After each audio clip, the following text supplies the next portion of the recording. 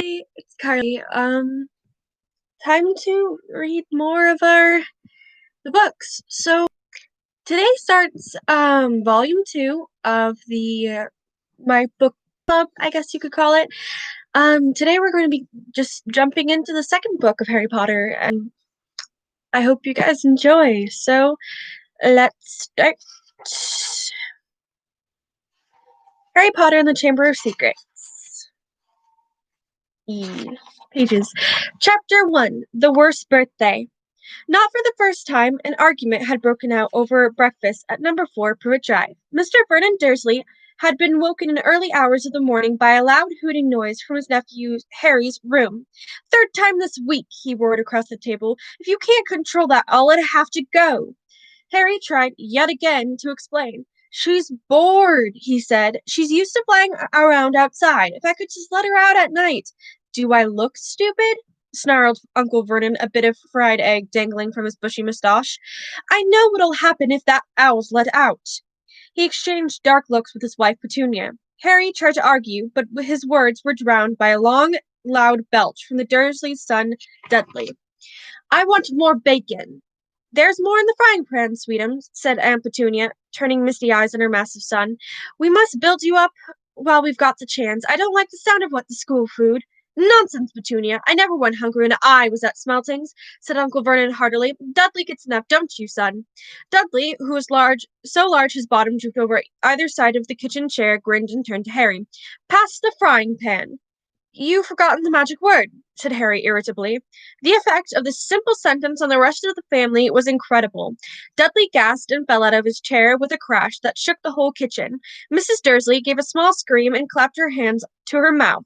Mr. Dursley jumped to his feet, veins throbbing his temples. "I meant please," said Harry quickly. "I didn't mean—" "What have I told you?" thundered his uncle, spraying spit over the table. "About saying the M word in our house." "But how dare you threaten Dudley?" roared Uncle Vernon, pounding the table with his fist. I warned you. I will not tolerate mention of your abnormality under this roof." Harry stared from his purple-faced uncle to his pale aunt, who was trying to heave Dudley to his feet. "All right," said Harry. "All right." Uncle Vernon sat back down, breathing like a winded rhinoceros, and watching Harry closely out of the corners of his small, sharp eyes. Ever since Harry had come home for the summer holidays, Uncle Vernon had been treating him like a bomb that might go off at any moment, because Harry Potter wasn't a normal boy. As a matter of fact, he was not normal as it was possible to be. Harry Potter was a wizard fresh from his first year at Hogwarts School of Witchcraft and Wizardry, and if the Dursleys were unhappy to have him back for the holidays, it was nothing to how Harry felt. He missed Hogwarts so much. It was like having a constant stomachache. He missed the castles with its secret passageways and ghosts, his classes, though perhaps not Snape, the potions masters, the mail-arriving Baal, eating banquets in the Great Hall, sleeping in his four-poster bed in the Tower dormitory, visiting the gamekeeper Hagrid in his cabin next to the Forbidden Forest in the grounds, and especially Quidditch, the most popular sport in the wizarding world. 6 tall goalposts, 4 flying balls, and 14 players on broomsticks. All Harry's spellbooks, his wand, robes, cauldron, and top-of-the-line Nimbus 2000 broomstick had been locked in a cupboard under the stairs by Uncle Vernon the instant Harry had come home. What did the Dursleys care if Harry lost his place in the house Quidditch team because he hadn't practiced all summer? What was it to the Dursleys if Harry went back to school without any of his homework done? The Dursleys were what Wizard called muggles, not a drop of magic blood in their veins. And as far as they were concerned, having a wizard in the family was a matter of deepest shame. Uncle Vernon had even padlocked Harry's owl, Hedwig, inside her cage to stop her from carrying messages to anyone in the wizarding world. Harry looked nothing like the rest of the family. Uncle Vernon was large and necklaced, with an enormous black moustache. Aunt Petunia was horse-faced and bony. Dudley was blonde, pink, and porky. Harry, on the other hand, was small and skinny, with brilliant green eyes and jet black hair that was so always untidy. He wore round glasses on his He wore round glasses, and on his forehead was a thin lightning-shaped scar. It was the scar that made Harry so particularly unusual, even for a wizard. The scar was the only hint of Harry's very mysterious past, of the reason he had been left out on the Dursleys' doorstep 11 years before. At the age of 1 year old, Harry was somehow survived a curse from the greatest dark sorcerer of all time, Lord Voldemort. Ha! I said that so weird. Lord Voldemort, whose name most witches and wizards still fear to speak. Harry's parents had died in Voldemort's attack, but Harry had escaped with his lightning scar, and somehow nobody understood why. Voldemort's powers had been destroyed the instant he had failed to kill Harry, so Harry had been brought up by his dead mother's sister and her husband. He had spent 10 years with the Dursleys, never understanding why he kept making odd things happen without meaning to, believing the Dursley story they had gotten his scar in a car crash that had killed his parents. And then exactly a year ago, Hogwarts had written to Harry and the whole story had come out. Harry had taken up his place at wizard school, where he and his scar were famous. But now the school year was over, and he was back with Dursleys for the summer, being back to being treated like a dog that had rolled in something smelly. The Dursleys hadn't even remembered that today happened to be Harry's 12th birthday. Of course, his hopes hadn't been high. They'd never given him a real present, let alone a cake. But to ignore it completely, at that moment, Uncle Vernon cleared his throat importantly and said, "Now, we all know today is a very important day." Harry looked up, hardly daring to believe it. "This could be, well, the very day I make the biggest deal of my career," said Uncle Vernon. Harry went back to his toast. Of course, he thought bitterly. Uncle Vernon was talking about the stupid dinner party. He'd been talking about nothing else for 2 weeks. Some rich builder and his wife were coming to dinner, and Uncle Vernon was hoping to get a huge order from him. Uncle Vernon's company made drills. "I think we should run through the schedule one more time," said Uncle Vernon. "We should be all in position at 8 o'clock, where Petunia will be." "In the lounge," said Petunia promptly, waiting to welcome them graciously to our home. "Good, good. And Dudley, I'll be waiting to open the door." Dudley put on a foul, simpering smile. "May I take your coats, Mr. and Mrs. Mason?" "I love him," cried Aunt Petunia rapturously. "Excellent, Dudley," and said Uncle Vernon. Then he rounded on Harry. "And you?" "I'll be in my room, making no noise and pretending I'm not there," said Harry tonelessly. "Exactly," said Uncle Vernon nastily. "I will lead them into the lounge, introduce you, Petunia, and pour them drinks. At 8:15 I'll announce dinner," said Aunt Petunia. "And Dudley, you'll say, 'May I take you through the dining room, Mrs. Mason?'" said Dudley, offering his fat arm to an invisible woman. "My perfect little gentleman," sniffed Aunt Petunia. "And you?" said Uncle Vernon viciously to Harry. "I'll be in my room, making no noise and pretending I'm not there," said Harry dully. "Precisely. Now, we should aim to get in a few good compliments at dinner. Petunia, any ideas? Vernon tells me you're a wonderful golfer, Mr. Mason. Do you tell me where you bought your dress, Mrs. Mason?" "Perfect. Dudley?" "How about, we had to write an essay about our hero at school, Mr. Mason, and I wrote about you." This was too much for both Aunt Petunia and Harry. Aunt Petunia burst into tears and hugged her son, while Harry ducked under the table so they wouldn't see him laughing. "And you, boy?" Harry fought to keep his face straight. Okay, so we have Harry as a fictive, and I messed up saying that. I said that to keep straight instead of a straight face, and I just hear Harry go, "Well, I'm not straight," and I'm just like, I mean, okay. Sorry, I just got super distracted by that. "And you, boy?" Harry fought to keep his face straight as he emerged. "I'll be in my room, making no noise and pretending I'm not there," he said. "Too right you will," said Uncle Vernon forcefully. "The Masons don't know anything about you, and it's going to stay that way. When dinner's over, you take Mrs. Mason back to the lounge for coffee, Petunia, and I'll bring the subject around to drills. With any luck, we'll have the deal signed and sealed before the news at 10. We'll be shopping for a vacation home in Majorca this time tomorrow." Harry didn't feel too excited about this. He didn't think the Dursleys would like him any better in Majorca than they did on the Privet Drive. "Right, and I'm off into town to pick up the dinner jackets for Dudley and me. And do you?" he snarled at Harry. "You stay out of your aunt's way while she's cleaning." Harry left through the back door. It was a brilliant, sunny day. He crossed the lawn, slumped down on the garden bench, and sang Under His Birthday. Under his birthday? Okay. I'm out of it. Give me a sec to get water. slumped down on the garden bench and sang under his breath, "Happy birthday to me. Happy birthday to me." No cards, no presents, and he would be spending the evening pretending not to exist. He gazed miserably into the edge. Never felt so lonely. More than anything else at wow. Ugh. More than anything else at Hogwarts, more than even playing Quidditch, Harry missed his best friends, Ron Weasley and Hermione Granger. They, however, didn't seem to be missing him at all. Neither of them had written to him all summer, even though Ron had said he was going to ask Harry to come and stay.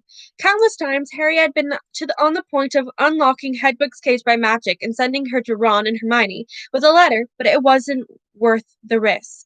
Underage wizards weren't allowed to use magic outside of school.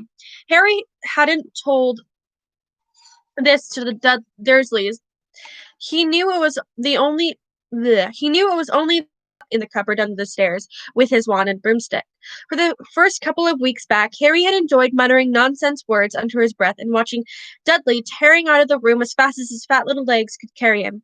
But the long silence from Ron and Hermione had made Harry feel so cut off from the magical world that even taunting Dudley had lost its appeal. And now Ron and Hermione had forgotten his birthday. Why wouldn't what wouldn't he give now for a message from Hogwarts, from any witch or wizard? He'd almost be glad of a sight of his arch nemesis, Draco Malfoy, just to be sure it hadn't all been a dream. Harry, you are dramatic. Arch nemesis, Draco? Are you absolutely sure? That's like super dramatic. Yes, let's forget that Voldemort's a thing, and um let's just say Harry's very dramatic. What wouldn't he give now for a message from Hogwarts? Blah blah blah. not not this not that his whole year at Hogwarts had been fun. At the very end of last term, Harry had come face to face with none other than Lord Voldemort himself. Voldemort might be a ruin of his former self, but he was still terrifying, still cunning, still determined to regain power. Harry had slipped through Voldemort's clutches for a second time, but it had been a narrow escape, and even now, weeks later, Harry kept waking in the night, drenched in a cold sweat, wondering where Voldemort was now, remembering his livid face, his wide, mad eyes. Harry suddenly sat bolt upright on the garden bench. He had been staring absent-mindedly into the hedge, and the hedge was staring back. Two enormous green eyes had appeared among the leaves. Harry jumped to his feet just as jeering voice floated across the lawn. "I know what day it is," sang Dudley, waddling towards him.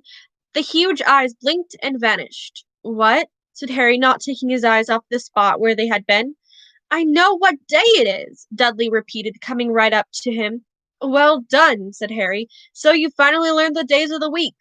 "Today's your birthday," sneered Dudley. "How come you haven't gotten any cards? Haven't you even got friends at that freak place?" "Better not let your mum hear you talking about my school," said Harry coolly. Dudley hitched up his trousers, which were slipping down his fat bottom. Why are you staring at the hedge?" he said suspiciously. "I'm trying to decide what would be the best spell to set it on fire," said Harry. Dudley stumbled backward at once, a look of panic on his fat face. "You can't! Dad told you're not to do magic. He said he'll chuck you out of the house, and you haven't got anywhere else to go. You haven't any friends to take you." "Jiggery pokery," said Harry in a fierce voice. "Hocus pocus, squiggly wiggly. Mom!" howled Dudley, tripping over his feet as he dashed back towards the house. "Mom, he's doing you know what?" Harry paid dearly for his moment of fun, as neither Dudley nor the hedge were hurt. Aunt Petunia knew he hadn't really done magic, but still had to duck as she aimed a heavy blow at his head with a soaping frying pan. Then she gave him a work to do, with the promise he wouldn't eat again until he was finished. While Dudley lolled around watching and eating ice cream, Harry cleaned the windows, washed the car, mowed the lawn, trimmed the flower beds, pruned and watered the roses, and repainted the garden bench. The sun blazed overhead, burning the back of his neck. Harry knew he shouldn't have risen to Dudley's bait, but Dudley had said the very thing Harry had been thinking himself. Maybe he didn't have friends at Hogwarts. "Wish they could see famous Harry Potter now," he thought savagely, as he spread manure on the flower beds, his back aching, sweat running down his face. It was 7:30 in the evening when at last, exhausted, he heard Aunt Petunia calling him in. "Get in here and walk on the newspaper." Harry moved gladly into the shade of the gleaming kitchen. On top of the fridge stood tonight's pudding, a huge mound of whipped cream and sugared violets. A loin of a roast pork was sizzling in the oven. Eat quickly, the Masons will be here soon, snapped Aunt Petunia, pointing at 2 slices of bread and a lump of cheese on the kitchen table. She was already wearing a salmon pink cocktail dress. Harry washed his hands and bolted down his pitiful supper. The moment he had finished, Aunt Petunia whisked away his plate. Upstairs, Harry. Upstairs, hurry. Bleh. As he passed the door to the living room, Harry caught a glimpse of Uncle Vernon and Dudley in bow ties and dinner jackets. He had only just reached the upstairs landing when the doorbell rang and Uncle Vernon's furious face appeared at the foot of the stairs. Remember, boy, one sound. Harry crossed his bedroom on tiptoe, slipped inside, closed the door, and turned to collapse on his bed. The trouble was, there was already someone sitting on it. Chapter 2. Dobby's Warning. Harry managed not to shout out, but it was a close thing. The little creature under the bed had large bat-like ears and bulging green eyes the size of tennis balls. Harry knew instantly that this was what had been watching him out of the garden hedge that morning. As they stared at each other, Harry heard Dudley's voice from the hall. May I take your coats, Mr. and Mrs. Mason? The creature slipped off the bed and bowed so low that the end of his long, thin nose touched the carpet. Harry noticed that it was wearing what looked like an old pillowcase with rips for arms and leg holes. Hello, said Harry nervously. Harry Potter, said the creature in a high-pitched voice. Harry was sure it would carry down the stairs. So long has Dobby wanted to meet you, sir. Such an honor it is. Thank you, said Harry, edging along the wall and sinking into the desk chair next to Hedwig, who was asleep in her large cage. He wanted to ask, what are you, but thought it would sound too rude, so instead he said, who are you? Dobby, sir, just Dobby. Dobby the house elf, said the creature. Oh, really? Said Harry. I don't want to be rude or anything, but this isn't a great time for me to have a house elf in my bedroom. Aunt Petunia's high, false laugh sounded from the living room. The elf hung his head. Not that I'm not pleased to meet you, said Harry quickly, but is there any particular reason you're here? Oh, yes, sir, said Dobby earnestly. Dobby has come to tell you, sir. It is difficult, sir. Dobby wonders where to begin. Sit down, said Harry politely, pointing at the bed. To his horror, the elf burst into tears. Very noisy tears. Sit down, he wailed. Never, ever. Harry thought he heard the voices downstairs falter. I'm sorry, he whispered. I didn't mean to offend you or anything. Offend Dobby, choked the elf. Dobby has never been asked to sit down by a wizard like an equal. Harry, trying to say shh and look comforting at the same time, ushered Dobby back into the bed where he sat hiccoughing, looking like a large and very ugly doll. At last he managed to control himself and sat with his great eyes fixed on Harry in an expression of watery adoration. You can't have met many decent wizards, said Harry, trying to cheer him up. Dobby shook his head. Then, without warning, he leapt up and started banging his head furiously on the window, shouting, Bad Dobby! Bad Dobby! Don't! What are you doing? Harry hissed, springing up and pulling Dobby back to the bed. Hedwig had woken up with a particularly loud screech and was beating her wings wildly against the bars of her cage. Dobby had to punish himself, sir, said the elf, who had gone slightly cross-eyed. Dobby almost spoke ill of his family, sir. Your family? The wizard family Dobby serves, sir. Dobby is a house elf, bound to serve one house and one family forever. Do they know you're here? Asked Harry curiously. Dobby shuddered. Oh, no, sir, no. Dobby will have to punish himself most grievously for coming to see you, sir. Dobby will have to shut his ears in the oven door for this. If they ever knew, sir. But won't they notice if you shut your ears in the oven door? Dobby doubts it, sir. Dobby is always having to punish himself for something, sir. They let Dobby get on with it, sir. Sometimes they remind me to do extra punishments. But why don't you leave? Escape. A house elf must be set free, and the family will never set Dobby free. Dobby will serve the family until he dies, sir. Harry stared. And I thought I had it bad staying here for another 4 weeks, he said. This makes the Dursleys sound almost human. Can't anyone help you? Can't I? Almost at once, Harry wished he hadn't spoken. Dobby dissolved again in wails of gratitude. Please, Harry whispered frantically, please be quiet. If the Dursleys hear anything, if they know you're here. Harry Potter asked if he can help Dobby. Dobby has heard of your greatness, sir, but of your goodness, Dobby never knew. Harry, who was feeling distinctly hot in the face, said, Whatever you've heard about my greatness is a load of rubbish. I'm not even top of my gear at Hogwarts. That's Hermione. But he stopped quickly because thinking about Hermione was painful. Harry Potter is humble and modest, said Dobby reverently, his orb-like eyes aglow. Harry Potter speaks not of his triumphs, of he who must not be named. Voldemort? Said Harry. Dobby clapped his hands over his bat ears and moaned, Ah, speak not the name, sir, speak not the name. Sorry, said Harry quickly. I know loads of people don't like it. My friend Ron. He stopped again. Thinking about Ron was painful too. Dobby leaned towards Harry, his eyes wide as headlights. Dobby heard tell, he said hoarsely, that Harry Potter met the Dark Lord for a second time, just weeks ago. That Harry Potter escaped yet again. Harry nodded, and Dobby's eyes suddenly shone with tears. Oh, sir, he gasped, dabbing his face with the corner of the grubby pillowcase he was wearing. Harry Potter is valiant and bold. He was brave so many dangers already, but Dobby has come to protect Harry Potter, to warn him. Even if he does have to shut his ears in the oven door later, Harry Potter must not go back to Hogwarts. There was a silence, broken only by the chink of knives and forks from downstairs, and the distant rumble of Uncle Vernon's voice. What? Harry stammered. But I've got to go back. Term starts on September 1st. It's all that's been keeping me going. You don't know what it's like here. I didn't belong here. I belong in your world, at Hogwarts. No, no, no, squeaked Dobby, shaking his head so hard his ears flapped. Harry Potter must stay where he is safe. He is too great, too good to lose. If Harry Potter goes back to Hogwarts, he'll be in mortal danger. Why? Said Harry in surprise. There is a plot, Harry Potter. A plot to make most terrible things happen at Hogwarts School of Witchcraft and Wizardry this year, whispered Dobby, suddenly trembling all over. Dobby has known for months, sir. Harry Potter must not put himself in peril. He is too important, sir. What terrible thing? Said Harry at once. Who is plotting them? Dobby made a funny choking noise and then banged his head frantically against the wall. All right, cried Harry, grabbing the elf's arm to try and stop him. You can't tell me. I understand. But why are you warning me?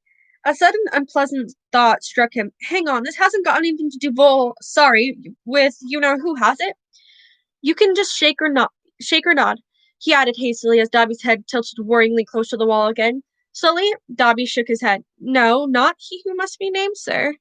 But Dobby's eyes were wide, and he seemed to be trying to give Harry a hint. Harry, however, was completely lost. He hasn't got a brother, has he? Dobby shook his head, his eyes wider than ever. Well, then, I can't think who else would have a chance of making horrible things happen at Hogwarts, said Harry. I mean, there's Dumbledore, for one thing. You know who Dumbledore is, don't you? Dobby bowed his head.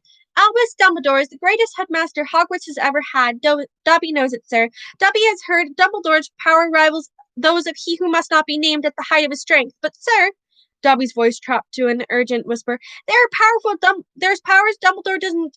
Powers no decent wizard. And before Harry could stop him, Dobby bounded off the bed, seized Harry's desk lamp, and started beating himself around the head with ear-splitting yelps. A sudden silence fell downstairs. 2 seconds later, Harry, heart thudding madly, heard Uncle Vernon coming up to the hall, calling, Dudley must have left his television on again, the little tyke. Quick, in the closet, hissed Harry, stuffing Dobby in, shutting the door and flinging himself on the bed just as the door handle turned. What the devil are you doing? Said Uncle Vernon through the gritted teeth, his face horribly close to Harry's. You've just ruined the punchline of my Japanese golfer joke. One more sound and you'll wish you'd never been born, boy. He stomped flat-footed from the room. Shaking, Harry let Dobby, not Dolby. Is Dolby a computer program? Moving on. Harry let Dobby out of the closet. See what it's like here? He said. See why I've got to go back to Hogwarts? It's the only place I've got. Well, I think I've got friends. Friends who don't even write to Harry Potter? Said Dobby slyly. I expect they've just been... Wait a minute, said Harry, frowning. How did you know my friends haven't been writing to me? Dobby shuffled his feet. Harry Potter mustn't be angry with Dobby. Dobby did it for the best. Have you been stopping my letters? Dobby has them here, sir, said the elf, stepping nimbly out of Harry's reach. He pulled a thick wad of envelopes from inside of the pillowcase he was wearing. Harry could make out Hermione's neat writing, Ron's untidy scrawl, and even a scribble that looked as though it was from the Hogwarts gamekeeper Hagrid. Dobby blinked anxiously up at Harry. Harry Potter mustn't be angry. Dobby hoped if Harry Potter thought his friends had forgotten him, Harry Potter might not want to go back to school, sir. Harry wasn't listening. He made a grab for the letters, but Dobby jumped out of the reach. Harry Potter will have them, sir, if he gives Dobby his word that he will not return to Hogwarts. Oh, sir, this is danger you must not face. Say you won't go back, sir. No, said Harry angrily. Give me my friend's letters. Then Harry Potter leaves Dobby no choice, said the elf sadly. Before Harry could move, Dobby had darted to the bedroom door, pulled it open, and sprinted down the stairs. Mouth dry, stomach lurching, Harry sprang after him, trying not to make a sound. He jumped the last 6 steps, landing cat-like on the hall carpet, looking around for Dobby. From the dining room, he heard Uncle Vernon saying, "Tell Petunia that very funny story about those American plumbers, Mr. Mason. She's been dying to hear." Harry ran to the hall and to the kitchen and felt his stomach disappear. Aunt Petunia's masterpiece of a pudding, the mountain of cream and sugared violets, was floating up near the ceiling. On top of the cupboard in the corner crouched Dobby. "No!" croaked Harry. "Please, they'll kill me." "Harry Potter mustn't say he's not going back to Hogwarts." "Dobby, please. Say it, sir." "I can't." Dobby gave him a tragic look. "Then Dobby must do it, sir, for Harry Potter's own good." The pudding fell to the floor with a heart-stopping crash. Cream splattered the windows and walls as the dish shattered, with a crack like a whip. Dobby vanished. There were screams from the dining room, and Uncle Vernon burst into the kitchen to find Harry, rigid with shock, covered from head to toe in Aunt Petunia's pudding. At first, it looked as though Uncle Vernon would manage to gloss the whole thing over. "Just our nephew, very disturbed. Meeting strangers upsets him, so we keep him upstairs." He shooed the shocked Masons back into the dining room, promised Harry he would flay him to within an inch of his life when the Masons had left, and handed him a mop. Aunt Petunia dug some ice cream out of the freezer, and Harry, still shaking, started scrubbing the kitchen floor. Uncle Vernon might still have been able to make his deal if it hadn't been for the owl. Aunt Petunia was just passing around the box of after-dinner mints when a huge barn owl swooped through the dining room window, dropped a letter on Mrs. Mason's head, and swooped out again. Mrs. Mason screamed like a banshee and ran from the house, shouting about lunatics. Mr. Mason stayed long enough to tell the Dursleys that his wife was mortally afraid of birds of all shapes and sizes, and to ask whether this was their idea of a joke. Harry stood in the kitchen, clutching the mop for support as Uncle Vernon advanced on him, a demonic glint in his tiny eyes. "Read it," he hissed evilly, brandishing the letter the owl had delivered. "Go on, read it." Harry took it. It did not contain birthday greetings. "Dear Mr. Potter, we have received intelligence that a hover charm was used at your place of residence this evening at 12 minutes past 9. As you know, underage wizards are not permitted to perform spells outside school, and further spell work on your part may lead up to an expulsion from said school. Degree for the reasonable restrictions of underage sorcery, 1875, paragraph C. We would also ask you to remember that any magical activity that risks notice by members of the non-magical community, Muggles, is a serious offense under Section 13 of the International Confederation of Warlocks Statute of Secrecy. Enjoy your holidays. Yours sincerely, Mafalda Hopkirk. Improper use of magic office, Ministry of Magic." Harry looked up from the letter and gulped. "You didn't tell us you weren't allowed to use magic outside of school," said Uncle Vernon, a mad gleam dancing in his eyes. "Forgot to mention it. Slipped your mind, I dare say." He was bearing down on Harry like a great bulldog, all his teeth bared. "Well, I've got news for you, boy. I'm locking you up. You're never going back to that school, never. And if you try and magic yourself out, they'll expel you." And laughing like a maniac, he dragged Harry back upstairs. Uncle Vernon was bad at his word. The following morning, he paid a man to fit bars on Harry's windows. He himself fitted a cat flap to the bedroom door so that small amounts of food could be pushed inside 3 times a day. They let Harry out to use the bathroom morning and evening. Otherwise, he was locked in his room around the clock. 3 days later, the Dursleys were showing no sign of relenting, and Harry couldn't see any way out of his situation. He lay on his bed, watching the sun sinking behind the bars on the window, and wondered miserably what was going to happen to him. I'm just kind of shocked that the Dursleys got away with this. You know? Like, how did the heck they got away with this? Um, What was the good of matching himself out of his room if Hogwarts would expel him for doing it? Yet life at Privet Drive had reached an all-time low. Now that the Dursleys knew that they weren't going to wake up as fruit bats, he had lost his only weapon. Dobby might have saved Harry from horrible happenings at Hogwarts, but the way things were going, he'd probably starve to death anyway. The cat flap rattled, and Aunt Petunia hand appeared, pushing a bowl of canned soup in the room. Harry, whose insides were aching with hunger, jumped off his bed and seized it. The soup was stone cold, but he drank half of it in one gulp. Then he crossed the room to Hedwig's cage and tipped the soggy vegetables at the bottom of the bowl into her empty food tray. She ruffled her feathers and gave him a look of disgust. It's no good turning your beak up at it. That's all we've got, said Harry grimly. He put the empty bowl back on the floor next to the cat flap and lay back down on the bed, somehow even hungrier than he was before the soup. Supposing he was still alive in another 4 weeks, what would happen if he didn't turn up at Hogwarts? Would someone be sent to see why he hadn't come back? Would they be able to make the Dursleys let him go? The room was growing dark. Exhausted, stomach rumbling, mind spinning over the same unanswerable questions, Harry fell into an uneasy sleep. He dreamed that he was on a show in a zoo, with a crowd reading Underage Wizard attached to his cage. People goggled through the bars at him as he lay starving and weak on a bed of straw. He saw Dobby's face in a crowd and shouted out, asking for help. But Dobby called, The Harry Potter is safe there, sir, and vanished. Then the Dursleys appeared, and Dudley rattled the bars of the cage, laughing at him. Stop it, Harry muttered, and the rattling pounded in his sore head. Leave me alone. Cut it out. I'm trying to sleep. He opened his eyes. Moonlight was shining through the bars of the window, and someone was goggling through the bars at him. A freckled-faced, red-haired, long-nosed somebody. Ron Weasley was outside Harry's window. Chapter 3, The Burrow. Ron, breathed Harry, creeping to the window, pushing it up so that they could talk through the bars. Ron, how did you... What the... Harry's mouth fell open at... Can you give me a sec? I'm so sorry. Dissociation.